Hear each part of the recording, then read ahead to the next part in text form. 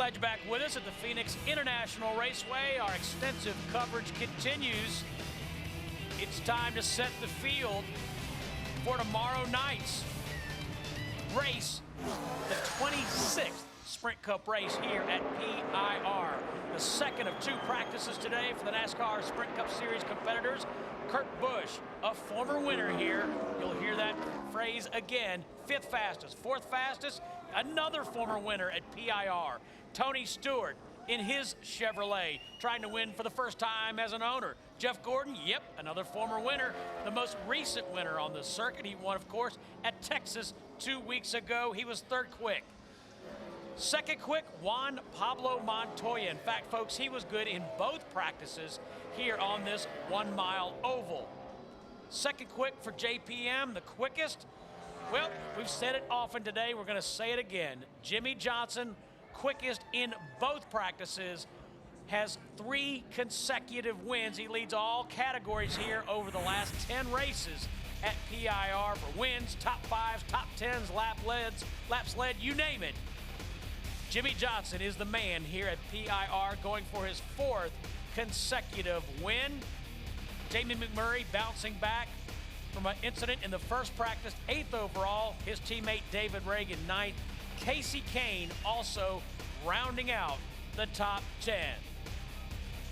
Carl Edwards just claimed the pole for the NASCAR Nationwide Series race later tonight, which you'll see on ESPN2. But the order of business right now, setting the field for tomorrow night's race, which you'll see on NASCAR on Fox. Stay with us here on Speed for the call of Sprint Cup pole qualifying at the Phoenix International Raceway.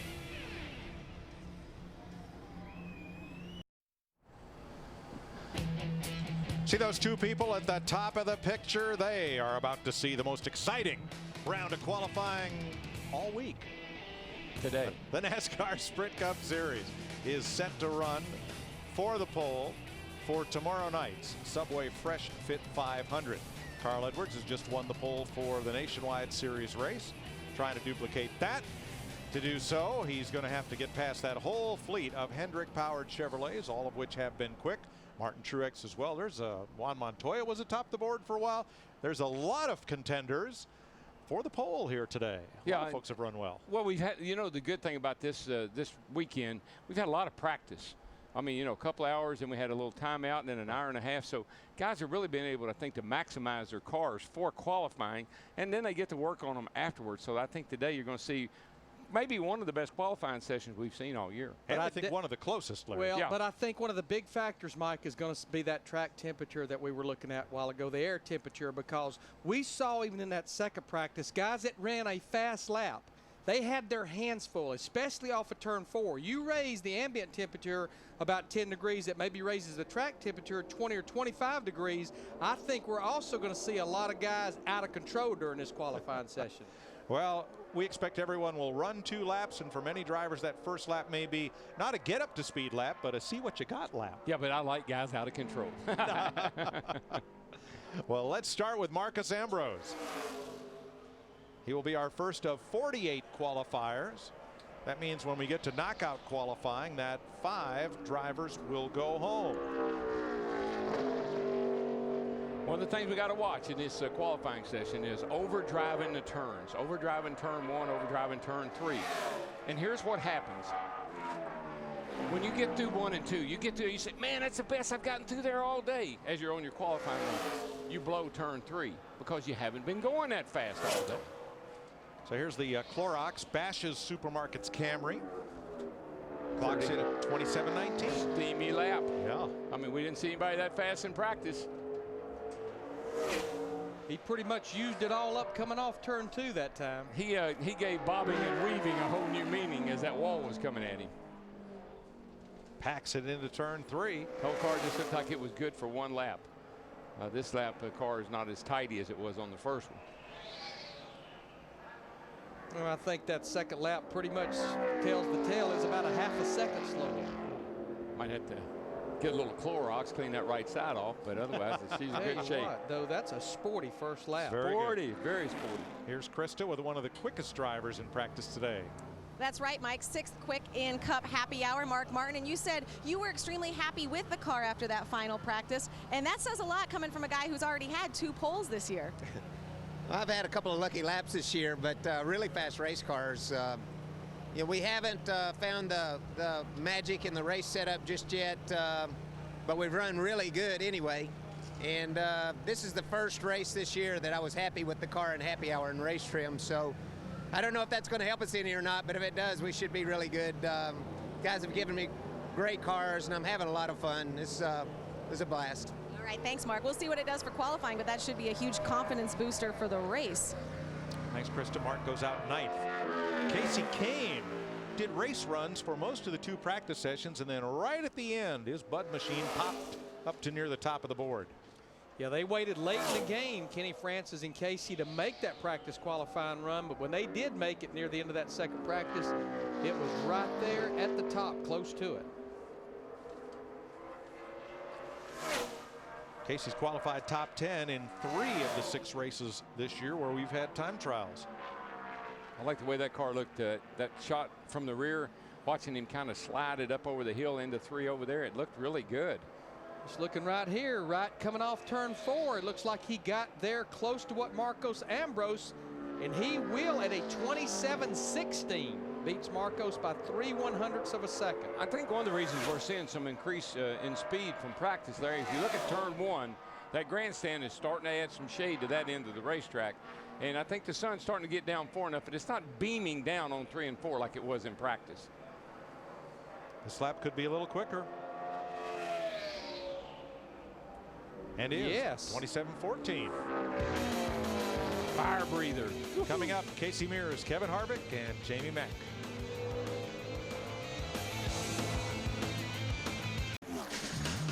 NASCAR Sprint Cup qualifying is presented by Subway, home of the famous, always made fresh $5 footlong. Subway, eat fresh.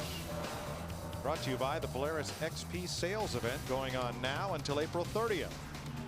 And by Toyota. For the latest Toyota racing info, visit toyotaracing.com. Toyota, moving forward. Casey Mears, the Jack Daniels Chevrolet of Richard Childress. Best qualifying round of 2009, 25th. And you know, I think why Casey makes his first lap here, that we probably should expand and explain a little bit about the schedule here this weekend. This is a Saturday night race, and boy, he was in that rev limiter hard at the end of the back straightaway, which can sometimes be a good sign that you got off too good. I'm surprised that they didn't pull the chip out of that thing, though. But Mike, if you look back at last year, the last few years since we've been coming here in the spring for a Saturday night race, the teams did their practice and qualifying on Thursday, and then you had your 2 race practices on Friday, and you would race on Saturday night. What NASCAR did, they condensed those 3 days of track time into 2 days, and they made it a modified impound schedule, which means 2 practices today. Qualify, you can take your car to the garage area and work on it, but there's no more practice. They're calling it a modified impound procedure. So a little different than what we're used to as we go down to Dick Berggren.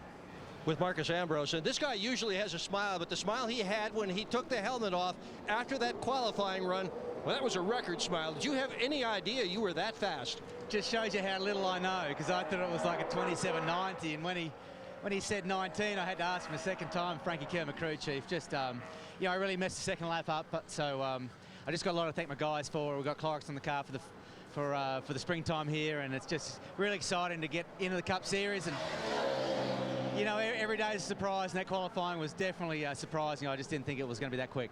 He was right out sideways coming off the 4th corner, Mike. Oh, you bet. Here is Kevin Harvick, the Shell Pennzoil Chevy, and Harvick, as he went to get into his Nationwide car, was asked, how's it running? He says, a whole lot better than that car in the other garage, meaning this car. Yeah, I don't feel good. I don't know what these guys are doing, the Childress guys, but you just saw Casey Mears go out. He ran a 27.35, and here's Kevin. His first lap's at 49, just about mirrors what Casey Mears did on his first lap. He'll probably pick up a 10th here on the second lap. I'm not sure what they're doing with these cars, but they don't look like they're very happy to me. Yeah, and I mean, they struggled about as much as you could struggle at Texas. They qualified 17th and finished a struggling 27th a couple of weeks ago. He might get in the 20s with this run. It's more like the 30s, and it is 26, 27-26 for Harvick. He is third of 4. Jamie Mack is next, then Michael Waltrip and Joey Logano.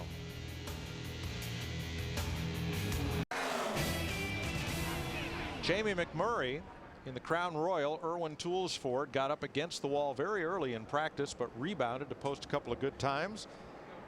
He qualified third at California and at Atlanta, and he has 2 front row starts here. As he comes off turn 2, Mike, and I want to watch from the rear here, because you can see how the car goes up a hill almost.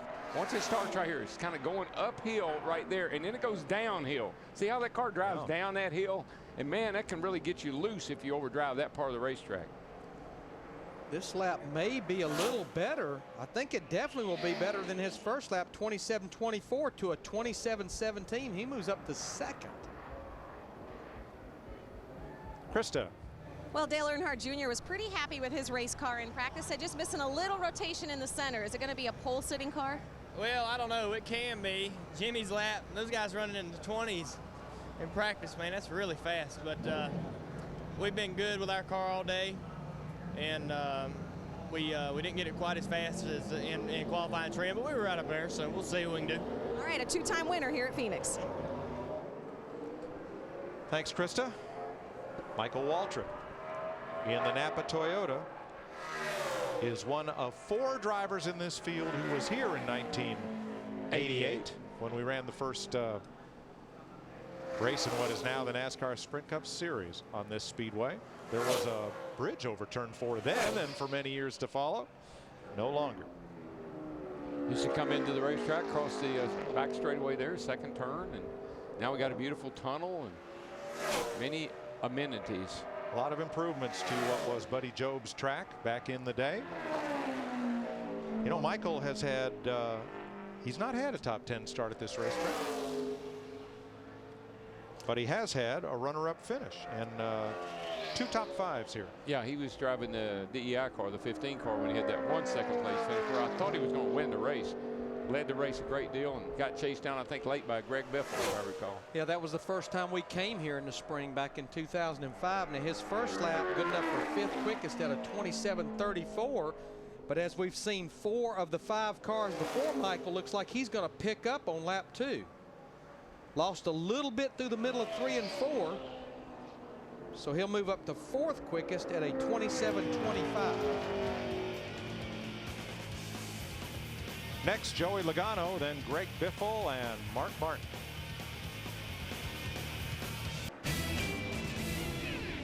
Rookie Joey Logano in the Home Depot Toyota qualified 10th at Texas, his first top 10 time trial of his very brief Sprint Cup career.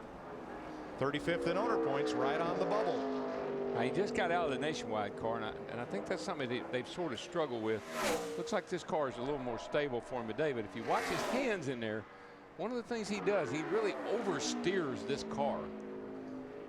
His first lap was good enough for 4th quickest at a 27:23. Looks like he was flirting going into turn 3 with better than that, but it looks like it's going to be a little slower. So his first lap will be the quickest. Joey was part of 4 teams that came out here in January and did the Goodyear tire test. Good lap there till middle of 3 and 4 or what?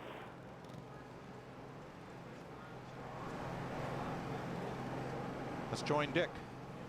With Jamie McMurray, who has qualified second twice for Sprint Cup races here in Phoenix, and right now second on the board. You were sawing that wheel coming out of the corner. Yeah, actually, our Crown Royal Ford Fusion drove really good. It's we've had a long day. We got caught up in the oil that I think the 82 car laid down earlier. We had a couple of flat tires in practice, and then we had some issues getting through tech, I guess, with the body damage that we had. One of the gauges wouldn't fit, I don't know. So it's been a really long day, but I'm proud of all my guys. They've done just a great job to get the car out there, and it's you know, qualifying. There's a mental game that goes to that, and I really like to get in my car and sit and get my seatbelts tied and run a couple of mock runs in my head. And when you're just kind of thrown up there and you have to go out, you don't really know what to expect. So I'm actually I'm really pleased with our lap. All's well that ends well. Well done. Here's his teammate, Greg Biffle. 5 top 10 starts here in the last 8 races, including 1 front row start. Pretty good, though. He came off 4, lost a little time there. And the 3M Ford goes to second on the board, 27-17. He needs 3 100ths to displace Casey Kane. Yeah, he beat his teammate Jamie McMurray, who Dick just talked to, by 6 1,000ths of a second, and right now looking pretty good getting off into turn 3. Greg finished 3rd at Texas, and that ended a streak of 3 races of finishing 28 or worse. Much better lap this time. How about that? He won 27:01 for Biffle. Daryl, you and I were talking. I believe you're going to have to run in the 26s if you want to sit on this pole. Yeah, well, we'll find out here in just a few seconds. Oh, yeah. Krista? Jeff Burton has scored 16 straight top 15 finishes. We know it's one of your favorite tracks, Jeff. If you had to pick one characteristic, what makes this your favorite? I like the fact that it's just different. It's, you know, that end of the racetrack's different than this end of the racetrack, and the track changes during the day versus night, and it's a small track, but it's a big track too. It's enough room to race, but it's small enough to have really good racing. So it's, I don't know, it's just fun. It's a fun place to race on. Thanks, Jeff. A small, big track. Isn't that like a jumbo shrimp, Mike? Yes, it is. And I love jumbo shrimp. Mark Martin's first 9 visits here were all top 10 starts. So let's see how he does after being so quick in practice. 15 top 10 finishes, tops all drivers. He also has been here since 1988, and look at that tracker all the way to the left. I like what he did down in turn 1 and 2. He eased it in there, but when he picked that throttle up, he was able to stay in it all the way up off the corner. That's why I think he's so fast in this car, in this new car like this, because that's the way we used to drive the old cars. And I think this is really working for him. There it is, 26.90. We don't just have to be in the 26 a little bit. He's going to get way on down in them. We are just 4/10ths away from Ryan Newman's track record set in 2004. But I think just looking at that miles per hour, that's exactly what Jeff Burton was talking about. This thing is a short track from a standpoint that the corners are flat. It's a speedway considering you go off in the corner at over 160 miles per hour. That was a good run, buddy. Got that right. Good run. Coming up, Paul Menard, Dale Earnhardt Jr., then Brian Vickers.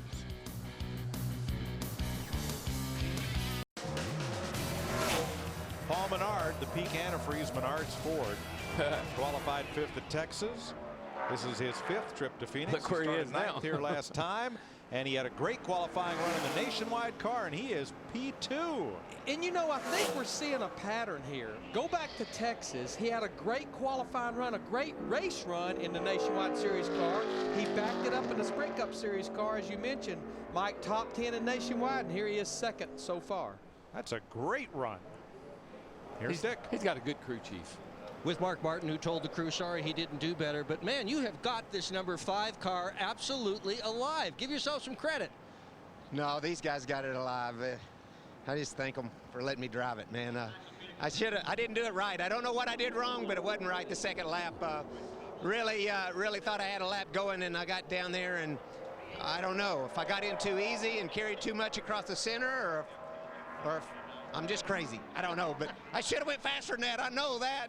You know, I had to wait on it a little bit in the middle there, but great.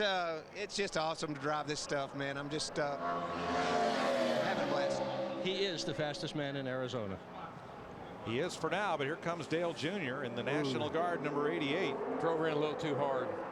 He drove it down there and got it over on that right front bump stop, and it bounced a couple of times, and I think that hurt his first lap. You know, last year after 7 races, Junior had 3 top 5s. He's still looking for one this year. He had 5 top 10s, only 2 so far, and he's only led 7 laps all season. I believe he's got a better car than that first lap's going to show, though. I believe he's got a little something more. He actually recovered nicely on that first lap down in turn 3 and 4. He did, and that's why I think he could possibly pick up, but he lost a little time getting into 1, and we heard him talk about that in practice.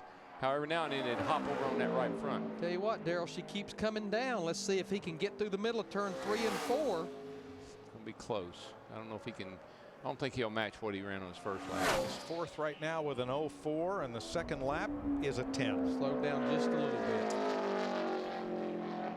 He just didn't get off turn 2 very good. Well, it messed up getting either in. lap. Yeah, it just kind of got him out of shape getting in, but he recovered well. Well, he's 4th, and this may hold up to become only his 2nd top 15 start of the year. But it is a racetrack that he likes. He's one of only a few drivers that has more than one win here. He's won here twice. Second fastest Chevrolet right now to his teammate, Mark Martin.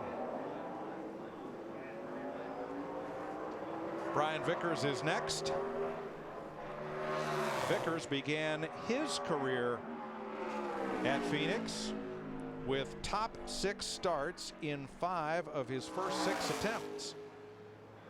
Won the pole at California. I believe this old car will be cut a pretty good lap. Brian's a good qualifier. This car usually qualifies well. Surprised me to see him right up amongst them. He was 15th quickest in the final practice. Our final practice was an hour-and-a-half session. The first practice session earlier today was 2 hours. Got some good speed down that back straightaway. Shoved up a little bit right there. I believe he overdrove turn 3 just a little bit. A little late getting back to the gas. Probably get a nice run off of 4 though with that. Good run, third. 26.97, just 2 1/1000ths off Paul Menard. And you heard how quickly he got back to the throttle this time in turn 1, and it shows on the tracker. I think he realized he may have overdriven. Let's see if he slows it down a little bit here. He does, tries to hang it on the bottom. He had a good lap going until it got right in the, probably about the middle of the right turn in there. the middle of 3 and 4. Couldn't get it to cut for him. He's coming back. He jumps up to second, though, to a 26.95.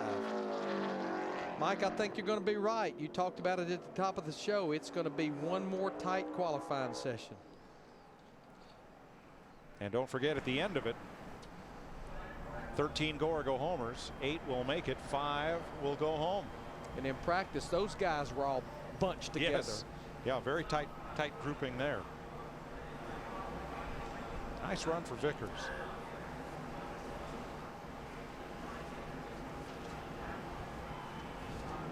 Matt Kenseth scheduled up next. And here's the DeWalt Ford. 13 Phoenix races, 1 win. That came in 2002. But a lot of top 10s, 6 of them, 2 top 10 starts. Hey, they better watch this old boy right here, though. He was actually pretty quick in practice. He was 11th quickest.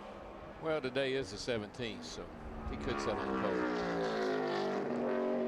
And today is April the 17th, and guys, my oldest is no longer a teenager. She turns 20 years old today, Brooke. Happy birthday, great. Brooke.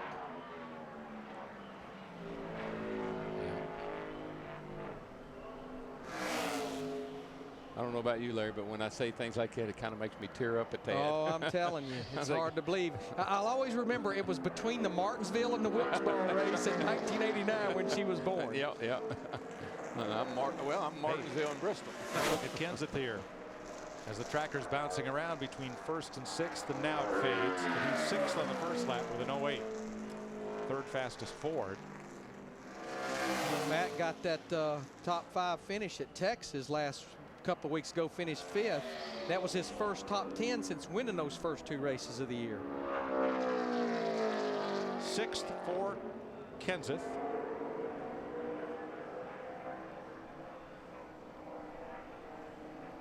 He actually picked up just a little bit, but he pretty much stayed 6th with that second lap.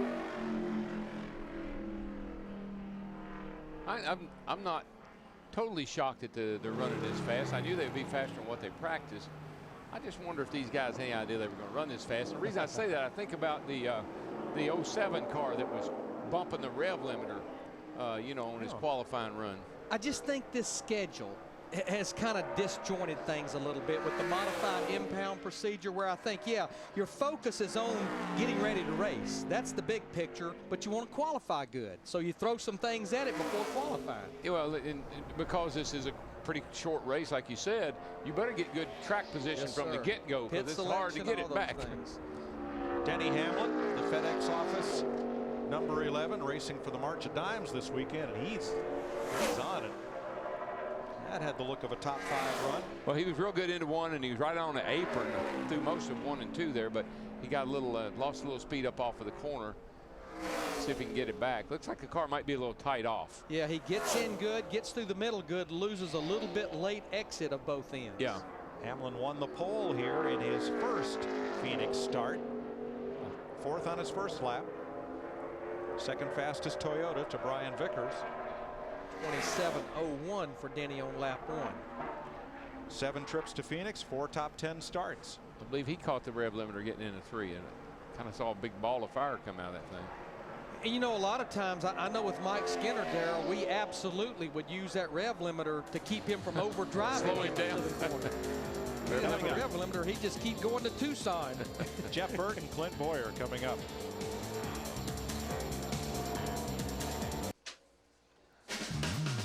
Jeff Burton in the Richard Childress Racing Cat Chevrolet has a front row start here for Jack Roush and 2 wins.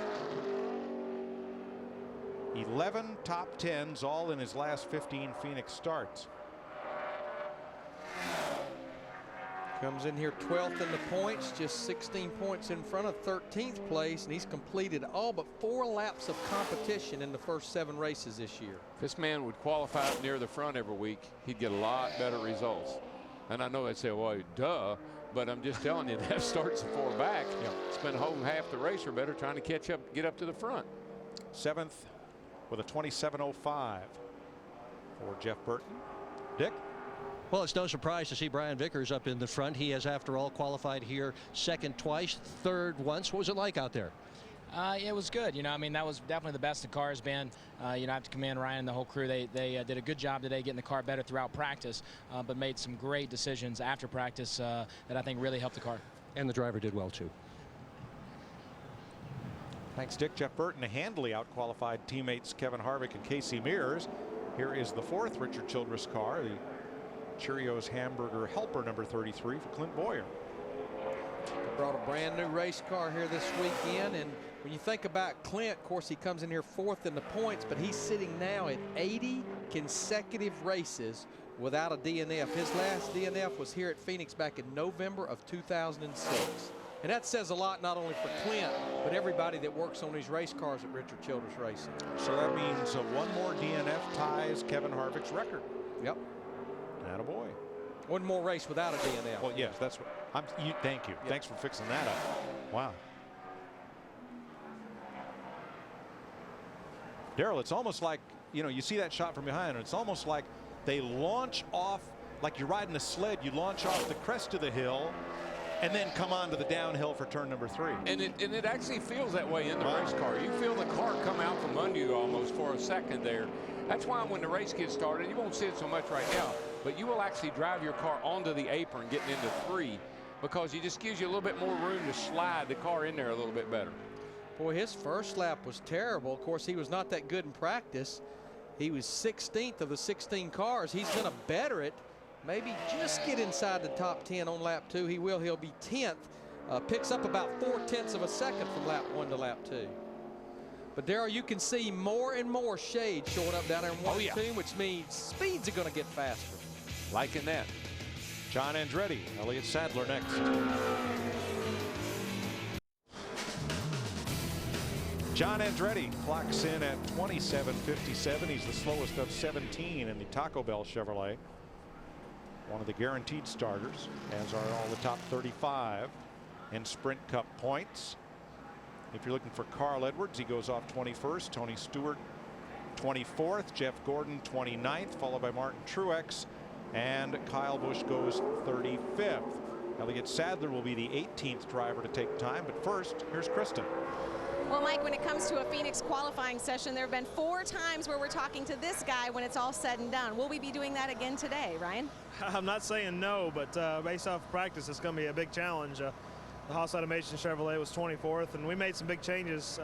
And I know that the car was really good in race trim, so it's just a matter of getting it right in qualifying trim, but we'll see. Thanks, Ryan. And thank you, Krista. That's the first interview all week, radio, TV, or print, done with Ryan Newman that didn't remind him that it's been a whole year since he won a pole. Here is Elliott Sadler in the Stanley Tools number 19. But think about it, Mike, when you have 43 poles and your career started in basically full time in 2002, it's understandable when you go a year without sitting on a pole that they're going to ask you about that. Absolutely. It's understandable. It's just not very pleasant. No. It's like when we kept asking Jeff. Remember he said at Texas? Yeah. I think I've been asked 100 times, or reminded 100 times, that I have not won here. I do not need to be reminded anymore. Well, maybe we need to remind Elliott Sadler that he sat on the outside of the front row here a year ago. I don't think it's going to happen today. His first lap, 18th of the 18 cars, and he'll only move up 1 spot on lap 2, so he'll have his work cut out for him tomorrow night.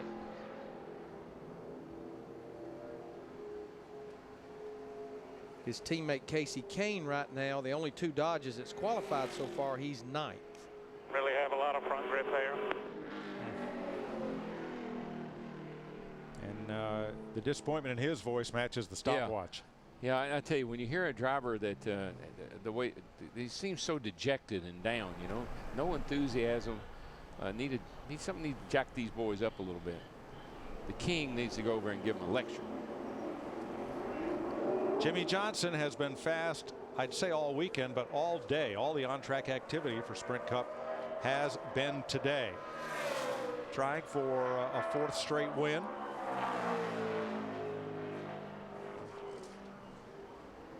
In the Lowe's Chevrolet, 7 top 7 finishes the last 7 races here, including 3 wins, 5 straight top 5s.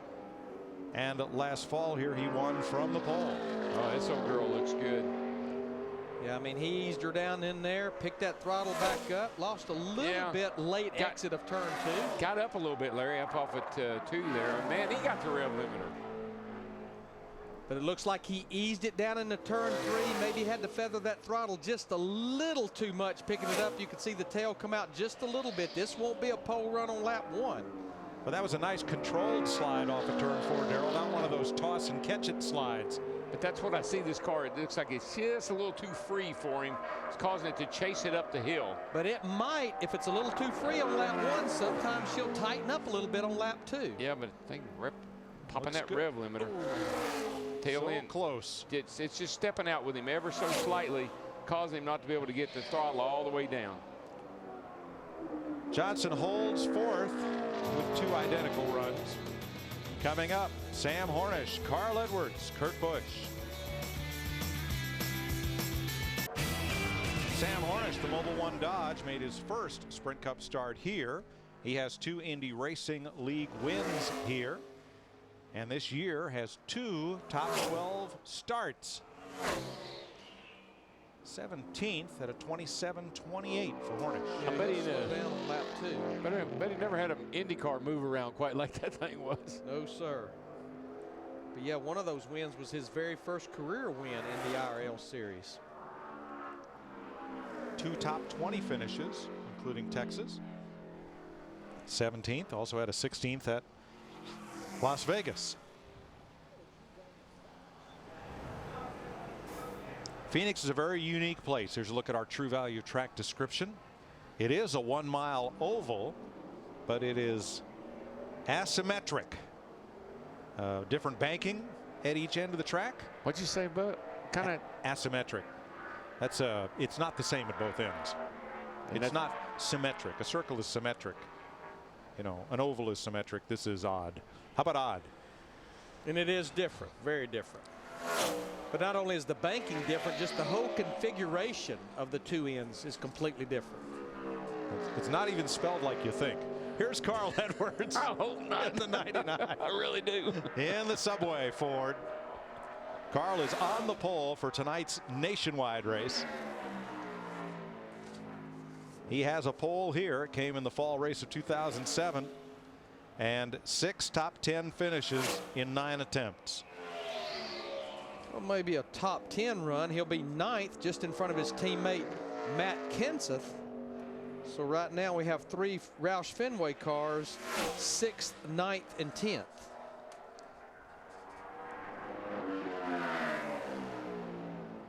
Thought Carl might pick up on his second lap, but this car is a little free for him. See the back end just popping out there. But Darrell, he eased that thing down into turn 3, and I think he's going to definitely make up some ground on the exit of turn 4. He'll move up to the top 5. 5th quickest, picks up about a half a tenth. About 27 flat. So that's only a 10th off pole right now. Mark Martin at a 26.90. He picked up a half a tenth and picked up 4 spots. Something that Carl's really good at, I've noticed, is he can adapt to his car. When the car is maybe pushing, he adapts to that. When the car is maybe a little loose, he's really good at adapting to what the car is doing.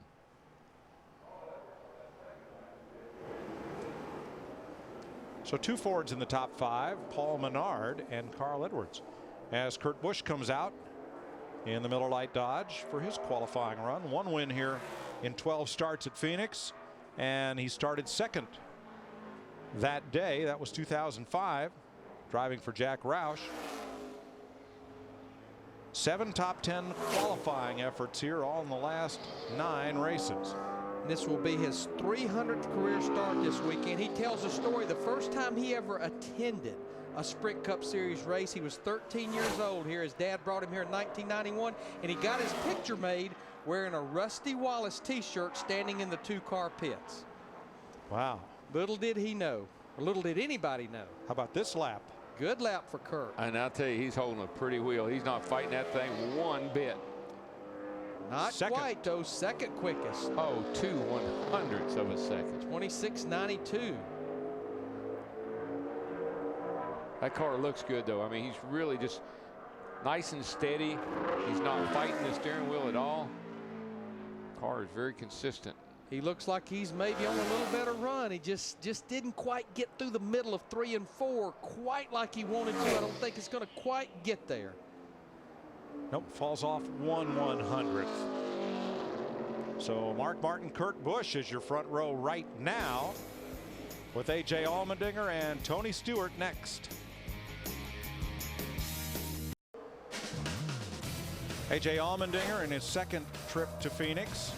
19th on his first lap, a 27.27, 19th of 23 drivers. Wow. He caught him a little apron getting in there into 3, which is really common. You'll see that a lot during the race here.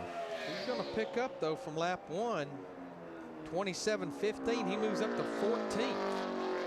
And he's the 3rd fastest Dodge so far in the Charter Communications 44. Yeah, Kane, his teammate, he ran a 14, and Allmendinger ran a 15. So 27.14, 27.50, pretty close. And the good news for this team, they just keep locking in more and more sponsorship to get them further along. Still planning on running the full schedule. Got more sponsorship put in place this week by Hunt's Brothers Pizza to carry them through Richmond in September. And they have exercised AJ's option through 2010. He will be with Richard Petty Motorsports. Here's a threat for the pole, the Office Depot Chevy, Tony Stewart. I believe this is a better threat for the race. We watched him, Larry and I talked about it. He ran a lot of laps in practice. I think they really focused hard on their race setup. He may qualify on the pole, but I also know he's really got a good race setup. Smoke's never had a front row start here in a Cup car, but he won here in his rookie season, 1999, and has 6 top 10 starts here in 14 races. He's looking pretty sporty here. You can hear him hit that rev limiter, which I think kept him maybe from over driving turn 3. Yeah, that's got to be these. Everybody must have come up with the same plan there, because most of these cars are bumping the rev limiter getting into 3. 4th on lap 1 for Stewart, 26.96. You know, Mike, Tony considers this track out here at Phoenix kind of his home track in the West, because he's competed in USAC midgets, Silver Crown cars, Indy cars, super modifieds, nationwide trucks, and of course Sprint Cup Series cars. Man, he had it to right in the middle of that corner.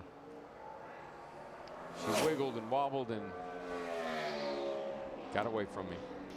So the first will be the lap of record for Tony Stewart. He is 4th quickest. David Stremme and the Rocket, Ryan Newman, next. David Stremme in the Penske Dodge. 7 nationwide races here and 4 Sprint Cup starts. Looking for his first start here in the top 25. He's 23rd right now after 1 lap. Definitely looks like he's going to improve on that. Brought a brand new race car here this weekend. Holds a lot of lead, a lot lighter than some of the cars he's been racing. Wow, nice pickup. 13th. Looks like Stremme's going to have his best Phoenix start ever. Yeah, that was pickup of 2.5 tenths from lap 1. And now here's something you'll really like. Dick Berggren. Well, Pam Miller, my producer, thought that I would look better in Kurt's glasses, and well, Kurt wanted to wear mine, so neither one of us can see, but it's okay because car number 2 is in P2. Very well done. Looked good. How did it stick? It felt really good. We made the same adjustment we made last fall. I like your glasses, by the way. I can't have a serious interview right now. I felt like the Miller Lite Dodge stuck good, just like it did last fall, just missing that little bit. And Mark, he's beat us at Atlanta and Vegas. It's great to see Mark Martin running good. I know he had to race his whole life getting through the center of the corner. I guarantee that's where I got beat, and my eyes are really starting to water now. You're feeling pretty good right now. Those are Gator sunglasses, by the way. All right, well, I can't see a thing, but that's okay, and I think you look better with them on your nose than put in the right place. They told me I'm the elder statesman now. I feel good. All right, let's launch the rocket. Here's Ryan Newman, who has 4 poles in Phoenix. And what's this? I thought he'd be a contender. He did too. Not working out. This will be lap 1 for Ryan, the 39 car. He's going to be 19th at a 27:20. His teammate and owner Tony Stewart is 4th right now. Only once in his Sprint Cup career has Ryan started worse than 19th here. You know, the way he got down on the apron there and tried to get the car to turn, this car must be really tight, because I don't see the back jumping out on it. Just must not be wanting to turn for him. He's probably not even going to start this race in the top 20. No. Because he's going to slow down a little bit on lap 2. So right now he is 19. Oh, that's a huge disappointment for the Haas Automation Chevrolet of Ryan Newman. We're inside of 30 days till the All-Star races. Reed Sorensen in the Auto Value number 43 Dodge makes his run. Reed started 12th here last fall. His best qualifying effort in 6 Phoenix races. It's pretty much just in front of his teammate Elliott Sadler. He'll move up 1 spot to 24th. Krista? Back on the West Coast, and that suits this West Coast guy just fine. Kyle, you said what you need here is good hookup off the corner. How was your car in practice? How will it be today? Well, it wasn't too bad in practice. We felt like our M&M's Camry was decent, so we'll see what qualifying here gets us. Hopefully a top 10 starting spot. We'd really like that. But from there, we want to have a good race car tomorrow night, too. And your body's better on West Coast time, right? You joked about that. Yeah, I wake up typically 8 o'clock here, West Coast time every day. It's not till 11 back home, but I force myself to get up. So here it's just automatic and the alarm clock in the head. All right, on the schedule he likes. That's Kyle Busch. Did I understand that he gets up at 8 o'clock out here and 11 o'clock at home? Yeah. Why would you have to set an alarm to get up that late? Yeah, no, that's the way drivers do. That's the way we roll, baby. Well, it's not how late you get up, it's how late you stay up. That determines how late you get up. So you got a 12-hour day. You can move it around any way you want to. Robbie Gordon has a kart open wheel win here at Phoenix, but he has just 1 top 10 start and 2 top 10 finishes in Sprint Cup here. The Mapei number 7 Camry, so sponsored by Menards. Fair run. Now he might pick up a skosh here, but that's not a bad lap, really. 27-14. Wow. Stuck it in there. Yeah, he's getting down in the corner really well. Watch the tracker kind of jump forward when he enters the turn, but see that kind of leaves it. He can't get back to the throttle quite as quick as he'd like to really get that fast lap. In simple terms, the law of physics takes over down there in the middle of the corner. Got to wait for something to catch up. Identical laps for Robbie Gordon. He is 15th. It's about mid-pack right now. I think actually Robbie may have not raced last weekend. That would be the first time, I think, in 2009. Not off-road, not in Mexico, I don't think he not had any racing anywhere last weekend. Gosh. Well, I guess for him that would mean he was as lost as an Easter egg last weekend. There were a few short tracks running, you know. If he didn't go to a racetrack somewhere. All right, here's a guy I think we may want to hedge our bet on. Yeah, he was 3rd quickest in practice. Jeff Gordon has 3 poles here and 1 win 2 years ago. He's qualified in the top dozen, 15 of his 20 Phoenix starts. And when you take a 4-time champion with 82 wins and give him a little confidence, a little burst. There goes the tracker all the way to the left. Yes, it will. It might run out of the other side over there. No, Slowed up a little there, but tell you what, he picked that throttle up pretty good and was able to stay in it. His teammate Mark Martin right now has the pole with a 26.90. Two things. I don't hear the hitting the rev limiter, which means maybe you're not getting down in there as fast as some of the other guys have. And it looked like he had to lay out the throttle a while. He runs 2 1,000 slower than Kurt Busch, so right now he's third quickest with this 24 car. No, this lap's much better. Coming off turn 4, he left a lot of room on the racetrack on the outside on that first lap, as if he was looking for that pickup on lap 2, and here it comes. This one's right here, boys. Look at that thing. That left front. He didn't quite get back to it. It hesitated right in the middle. He had it all the way to the middle of 3 and 4. A 92 backed up by a 99 for Jeff Gordon. He is third. I don't need him to the first lap. 92 in the first. Good job, Dave, bud. I think he was a little surprised it ran that quick on the first lap and did run faster on the second lap based on what he said. Yep. Second lap looked really well. I mean, he got a 1 and 2 much better in the first lap, but then he just a little hesitation in 3 and 4. But it almost sounds like he was trying to save the money lap to lap 2. Yes. Yeah, that's. Look at all that camber in the right front. Boy, those. What is it, Larry? 8 degrees. 8 degrees. That's the most they'll let you run. That's amazing. Martin Truex was very quick in the first practice this morning. We had a lot of fun with Martin, and you'll get to see him later on trackside. Yeah, midnight Eastern time. But we had a good time with him and David Stringer. Both guys, a lot of fun today. Martin's run 6 races here. He has 4 top 10 starts, including 1 on the front row. Not good. Oof. Overdrove. Packed her in a little too hard. It's a fine line, man. When you drive off in there a little too hard, you got to use so much brake, and then that kind of makes the front tires lock up, and thing wants us to go up the racetrack.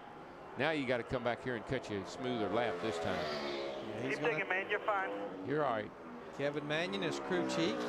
19th, 27.16. Definitely should be better on this lap because he really just. But it almost had the same look again, Darrell. It went all the way to the pole, getting down in the middle of the corner, and it just couldn't get off and carry that speed down the straightaway. Same thing into turn 3. The tracker jumps left and then gives it back. Yeah, he's going to be slower on lap 2, so he's going to probably start about mid-pack. So the Bass Pro Shops Chevy stands 19th. David Reagan and Bobby Labonte next. David Reagan, the UPS Ford, 18th right now with a 27.15. Qualified 4th at Texas, his first top 10 start of this season. Got through 1 and 2 on this second lap a whole lot better. Kind of eased it down into turn 3, and it looks like he may reap the reward for that coming off. Definitely going to be a better second lap. Markham 11th, and that is 4 Fords in the top dozen now, with Reagan's 27.03. He's just behind his teammate Greg Biffle, who's 10th.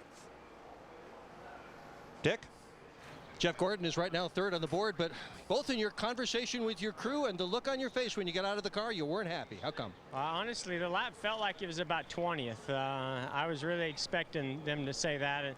I'm happy, very happy the DuPont Chevrolet that we're 3rd, and I hope we can stay up there. Some good cars left to go, but man, I'm so disappointed because you know, I was really giving up the first lap. I didn't even really push that hard. Why'd you do that? Well, because, you know, I just really felt like I could get it done on the second lap. And but the car came in pretty good on the first lap, and when I tried to go a little harder, I just got real tight on the second lap. So that's kind of the way things go sometimes, I guess. You'll have a good starting spot for tomorrow night anyway. We'll look for you there. He's still got that smile on his face from the win 2 weeks ago. That's a good thing. Here's Bobby Labonte, the Ask.com Ford, way up in the speedy dry. He missed turn 1 big time. He kind of struggled with this car in both practice sessions. In fact, when you looked at the second practice, he was 34th quickest, so he knows he's pretty much just got to regroup, see if he can make something happen here on lap 2.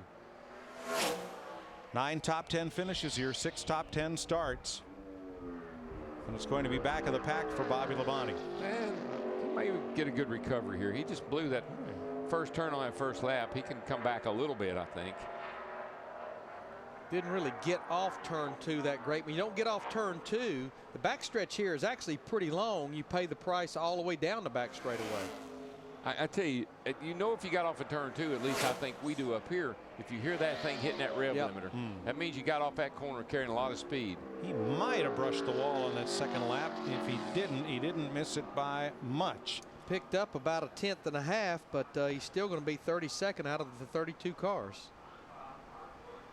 Have a look at this, Darrell. If he didn't hit the wall, he didn't miss it by a 1/10 of an inch. He brushed it. Car just, you could see it in that 4-wheel slide. Just kissed it. Yeah, just a little brush. There's the right side. Oh yeah, a little scuff right on the C of .com. Just scuff. That's all. Just to know you were there. Yikes. David Rudiman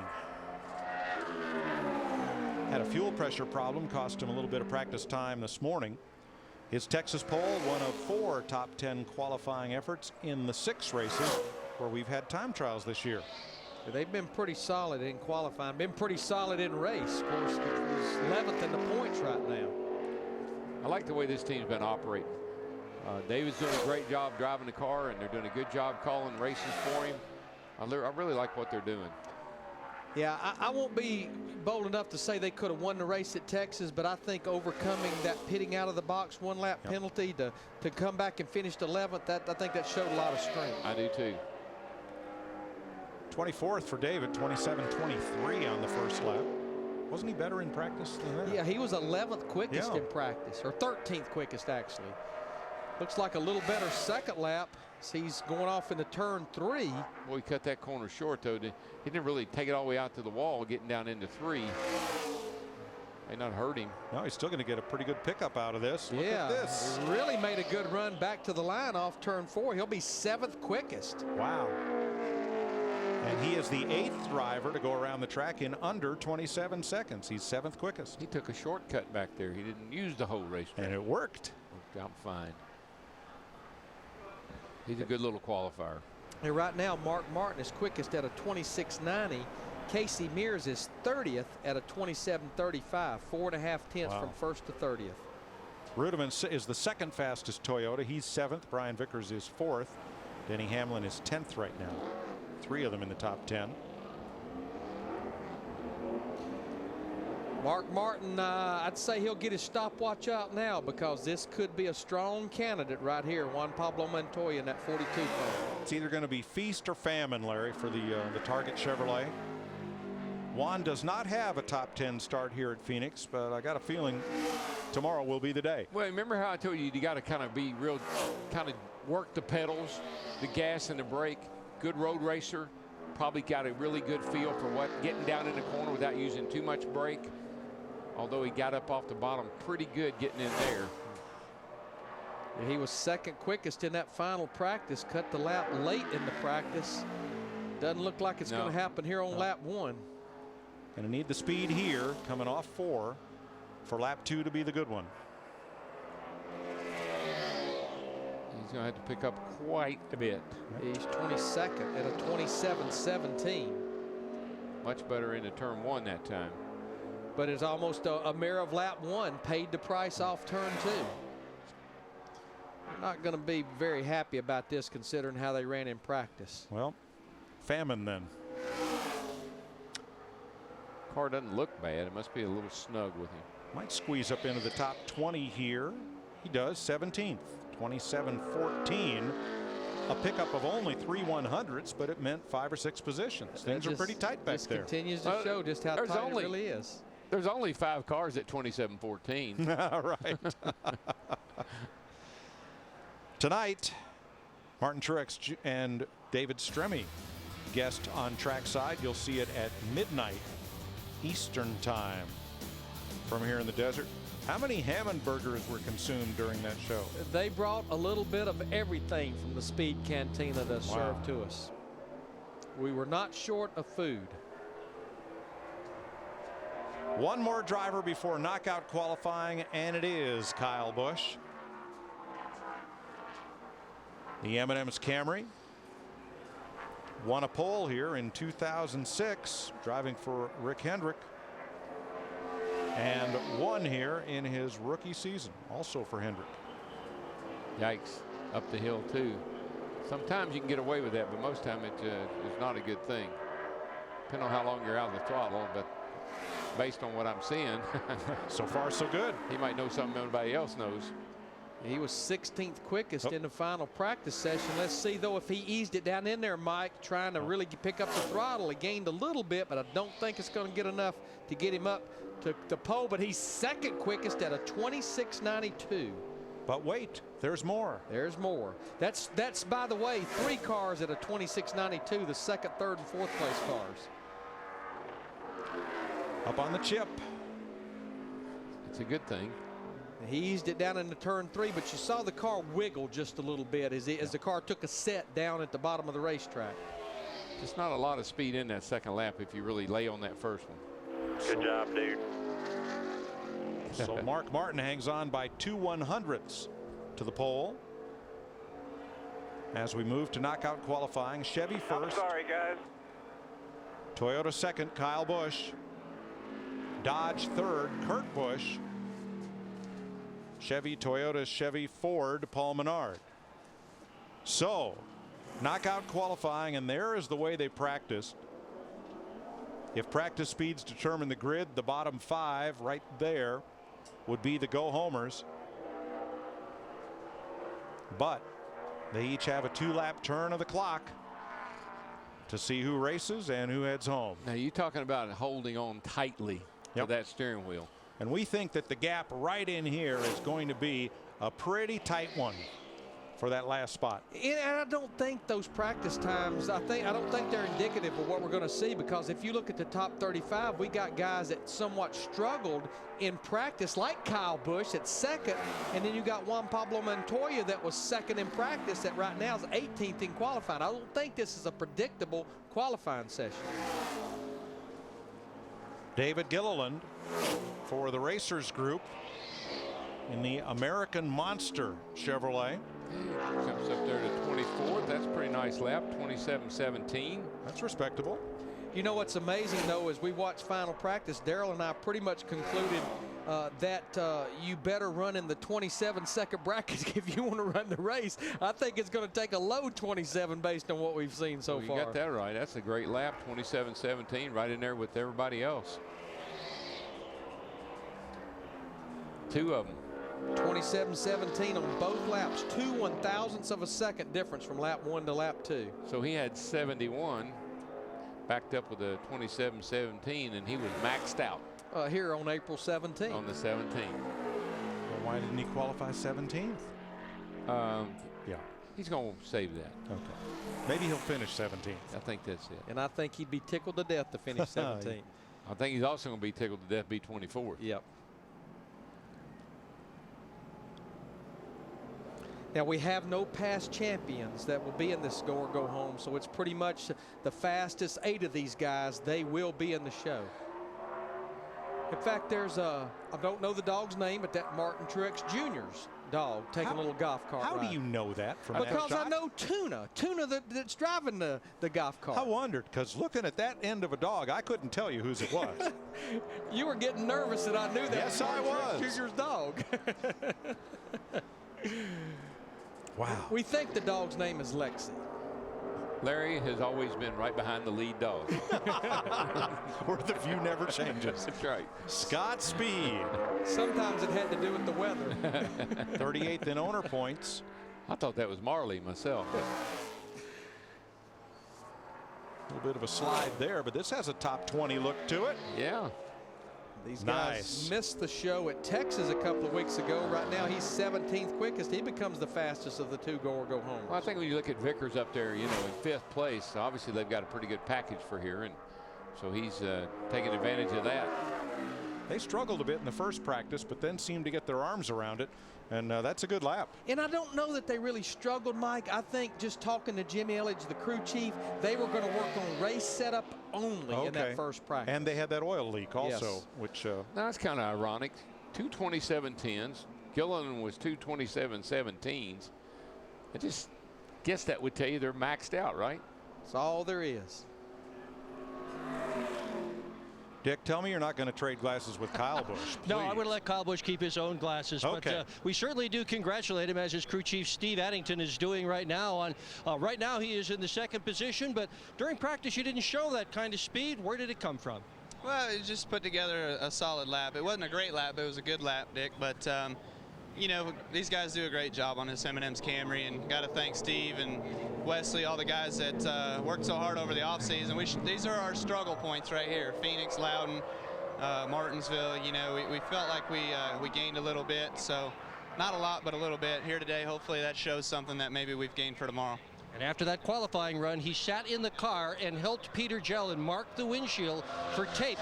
As the sun goes down tomorrow night, they're going to want to make sure that he can see clearly and the sun's not going to bother his vision. Oh, good idea. Thanks, Dick. Now here's the driver that Darrell said would be the sleeper in qualifying. Yes. No pun intended, but he was 7th fastest in practice. Regan Smith in the Denver Mattress number 78. Last year's Rookie of the Year. I'll tell you. Piece looks good, I'm telling you. He's working on a top 10 qualifying run. Look at that thing come up out of that hole. 4th attempt for 2009. I think it'll be his 4th start. Ends up 9th quickest on lap 1. I told you. That'll wake up the neighbors. He'll sleep well tonight. Hey, he's not done. It reminds me of the first race you and I and Larry did out here. It was about 10 years ago or so when we had that car that was sponsored by the cow car. The cow car? Yes. I know people got sick and tired of us talking about that car. He's move over. Yeah. The California Dairy Board. Or something. They gave him the move over flag. Good job, buddy. Good job, 20. Now he's done. Regan Smith, 26.97. That is incredible. The 10th driver to break 27 seconds, and he is 9th. We've said it several times. This is a team that attempted to run the full schedule for a couple of years, and I think throttling back, picking and choosing their races, having a chance to go test at places like Pikes Peak, which is near their home in Denver, Colorado, I think what a difference it's made for this race team. And I think sometimes we overlook the talent of Regan Smith because, you know, he did a fantastic job last year. He has never had a DNF in a Sprint Cup Series race. That's amazing. It really is. That's one reason he won the 2008 Robestos Rookie of the Year. I don't have any idea whose dog that is. All right. Who's walking it? Yeah. I have no idea. Don't go there. If we could just see the other end. Y'all listen to our producer Barry Landis way too much. All right, here is Scott Riggs. As we told you during practice, tried to qualify at Texas, and they tried to bump steer the car with a gauge that wasn't properly calibrated. He ended up with a huge amount of tow out in the corners during his qualifying run. Didn't make the show, but he's got a good record here at Phoenix. Top 10 starts 2 of his last 3 trips here. Well, I think he's going to have some work to do because right now I look at David Gilliland. He's the slowest of the go-or-go homers at a 27.17. So right now, I'd say you've got to run in the mid-teens if you want to feel safe on a qualifying run. Yep. And that run right there by Scott Riggs, 27.34. They've got some work to do. No, and I think, Larry, I'd feel okay with about a 20. But anything more than a 20, I'd be pretty nervous right now. And Riggs is a 34.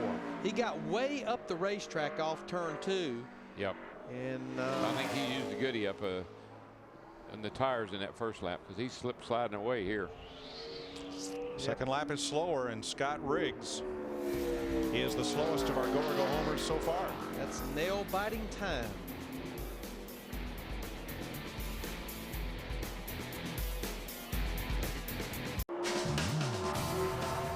Knockout qualifying continues with Todd Bodine, who has one top 12 start here at Phoenix. He's run 3 races in 2009, Las Vegas, Bristol, and Martinsville. And he's won a truck race here.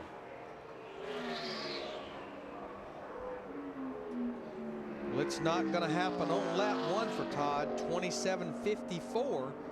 That's the slowest of the 5 go-or-go homers that's been out there so far. We're pretty sure based on practice that Dexter Bean, Trevor Boyes, Brandon Ash are not going to be able to get up to competitive qualifying speed. So there's really 2 more spots in jeopardy among the drivers that we would call Sprint Cup regulars.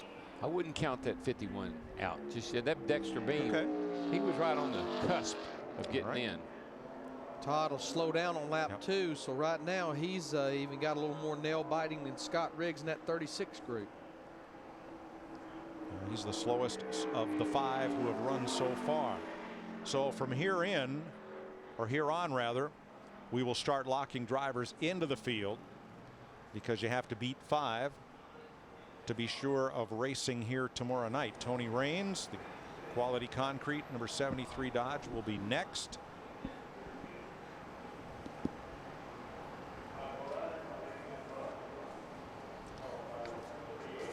I think the 06 Trevor Boys was actually scheduled to go out about a car or 2 ago. Oh, okay. And there he's going to roll. The rock on Trevor Boy's car does not refer to Andy Hillenberg's Rockingham Speedway, where you're going to see the ARCA race on speed this Sunday, but rather to Rocky Mountain Raceway Park. That is in Alberta. Boys is from Calgary, 51 years old, and made the first of his 102 Cup Series starts on the road course of Riverside, California in 1982. Yeah, he's making his first laps in a car tomorrow here today. And, you know, Mike, you talked about the ARCA race at Rockingham on Sunday. I got to admit, I've had a little bit of a nail-biting day today, too. Brandon and the boys and our Air Plus Insoles Dodge, they're down there running the UARE race tomorrow. Had a good qualifying run. Very proud of Nick and the boys to go out there and qualify 7th, Brandon's first trip to Rockingham. Very good.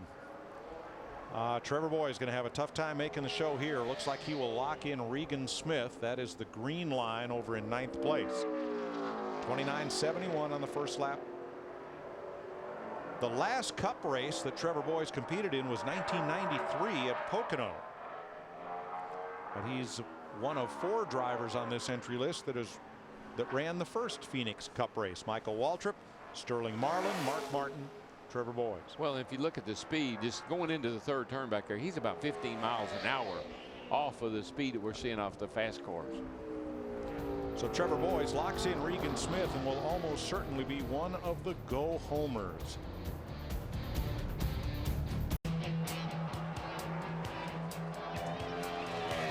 On track, Tony Raines, former ASA champ. The Quality Concrete Dodge. Trying to time his way into the show.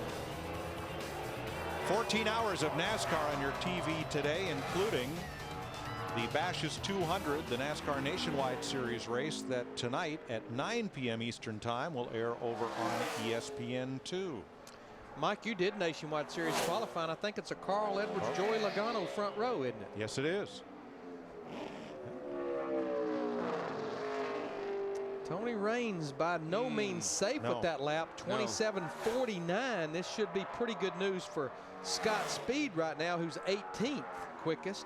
It's also good news for Scott Riggs, because it means Riggs is probably going to race here tomorrow night. Yeah, unless. But right now it looks like he's right on top of that lap that Scott Riggs ran, but it looks like he lost it off turn 4. So yeah, Scott won't be locked in yet, but this will be good news for him.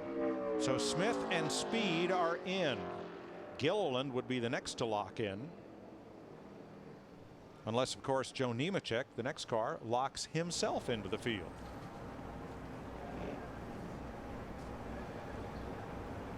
That's one of the terraces up on what we call Rattlesnake Hill, where a lot of folks like to sit, bring their lawn chairs and their picnic coolers, have a good view of the goings on here at the Speedway.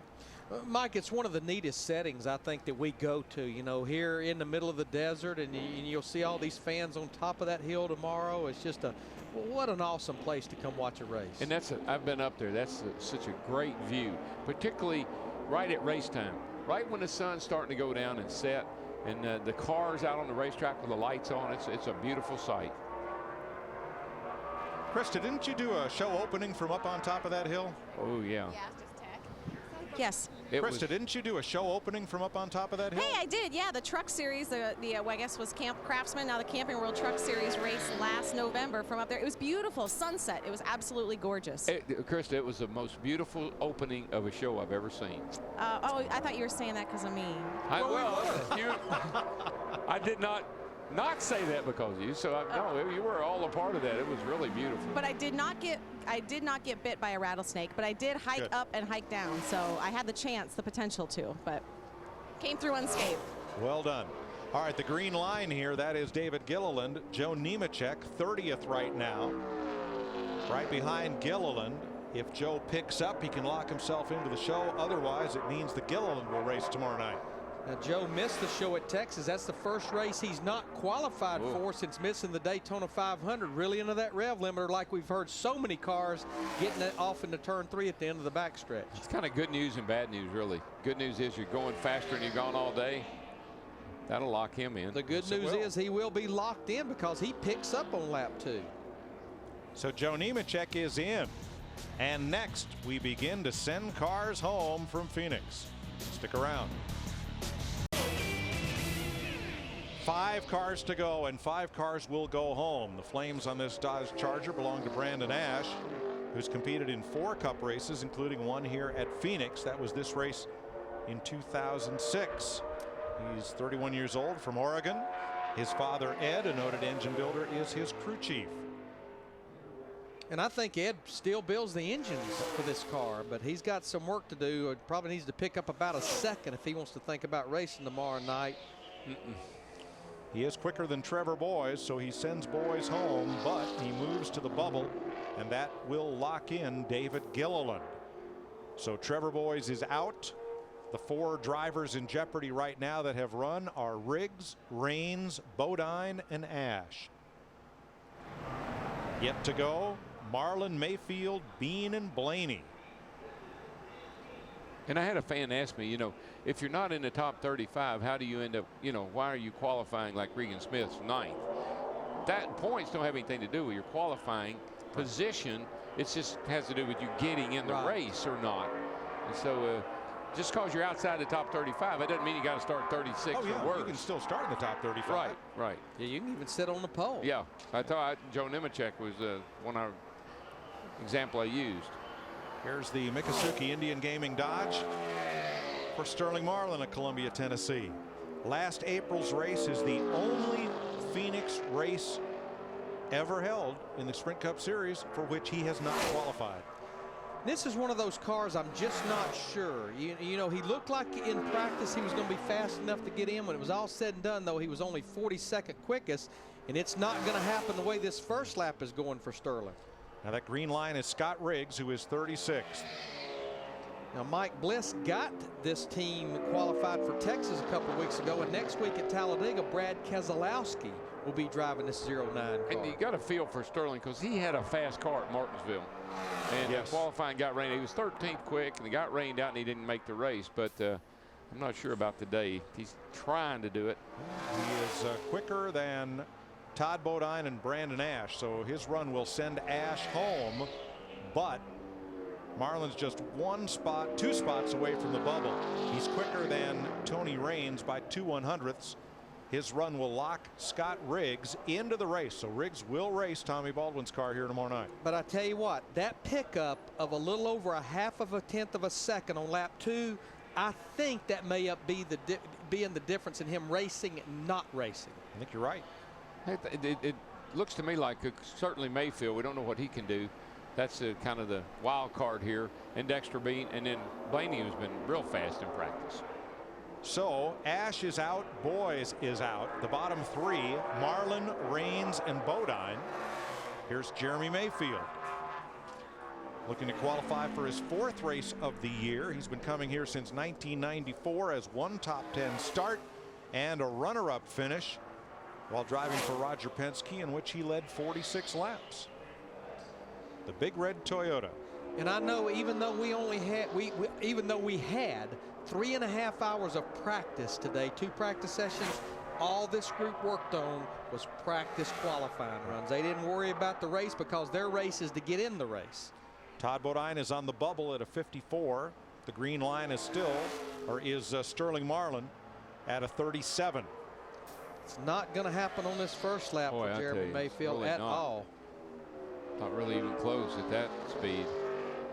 Looks like he's having trouble getting up off of turn 2. Look how he loses so much time there, like the car is just sliding the front end right out to the wall. A 73. He needs about 0.4 of a second. That's a lot. Yeah, that's a lot of big pickup. Just does not look like it's going to happen for Jeremy Mayfield. Caught the wall. Got up into the wall and is just going downhill from there. So Mayfield goes home, and that leaves 2 spots to fill in this field. NASCAR Sprint Cup qualifying presented by Subway, home of the famous, always made fresh, $5 footlong. Subway, eat fresh. And brought to you by True Value, the tools, products, and expert advice for all your project needs. True Value. Start right. Start here. Jeremy Mayfield fails to qualify for tomorrow night's race. That locks Sterling Marlin into the show.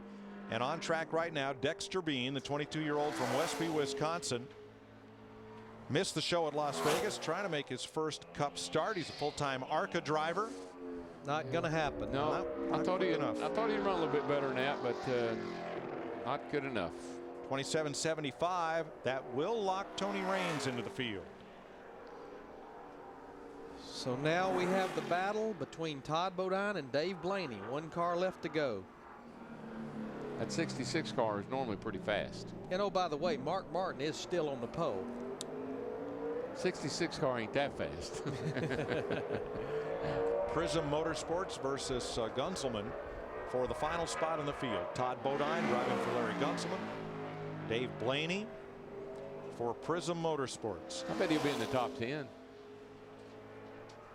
He's been laying down some pretty good qualifying laps. Blaney has 2 top 10 starts here. Got Toyota's first pole and best finish in their first season, 2007, in the Sprint Cup Series. Yeah, a little wobbly off turn 2 there. All he's got to be is to the left of the green line. That is Todd Bodine.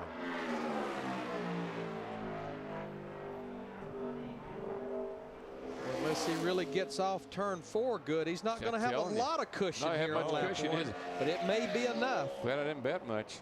He's in. Just barely beats Todd Bodine. A 41 to a 54. He can quit now. 40th quickest for Dave. Well, I thought he'd be much better than that.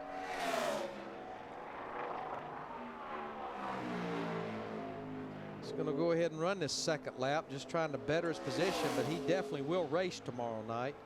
Todd Bodine, Jeremy Mayfield, Dexter Bean, Brandon Nash, Trevor Boys will not. Yeah, he picked up a good bit on that second Picks up lap. about a 10.5, goes to 34th. So of the Go homers, 5 failed to make the show, and here they are. And the fastest of the Go homers by a wide margin is Regan Smith, who will start 9th. Scott Speed will start 18th. Joe Nemechek 22nd. Here is your front row. Wonder if Mark feels a little better about his qualifying run now than we did when we interviewed him. Not really. It's his first pole at Phoenix in 25 attempts. 3rd pole of 2009, 4th front row start. And he becomes the 15th driver to win a pole here. Krista. And Mark Martin on the phone with his boss, Rick Hendrick. Oh, we'll take that. Well, congratulations, Rick. We'll yell to him, too. Mark, we've done this before. We're always talking to you after these polls, but you said something's different about this one because the feeling you had after happy hour. Do you carry that into tomorrow's race, and what did your boss have to say? Rick's just he's the greatest. He's just he said go kick their back ends tomorrow. So, you know, I'm excited about the race. Didn't expect to get the pole. That wasn't a spectacular lap. That was we didn't leave a lot laying out there, but you know, I really got a lot at Atlanta and Bristol that surprised us. I thought that the conditions would get better and people could beat that for sure, but we'll take it. This is the first happy hour race setup that I've been happy with. I was getting a little protective with the guys. Don't change anything else. So, you know, it still may not be the best, but we've been off a little bit in race trim. We're very proud of how we've run, but we want to get better, and there's room for improvement. And this is the first race setup that I've had that I really liked. So I'm looking forward to tomorrow night. We're happy about that, too. Thanks, Mark. Mark went 256 races without a pole. Now he has 3 in the last 5 races, and he's finished in the top 10 in the last 3 races. When he came into the sport the first time back in the 80s, one thing we always can count on, he was going to qualify and usually on the pole. So he's gone full circle. I think the big story going into tomorrow night, can Jimmy Johnson win 4 in a row here in Phoenix? The guy I think that wants to have something to say about that is his teammate Mark Martin. If Mark can win the thing, that would be 3 Hendrick wins in a row with 3 different drivers. I think this place owes Mark a win. Based on last year, I wouldn't be surprised to see him win from the pole, which is not done very often. Nope. There is the final couple of rows. Boy, Bobby Labonte. Whew. The Duel in the Desert is tomorrow night, and it's on Fox, and we'll bring it to you. Congratulations to Mark Martin, who has won the pole for the Subway 500.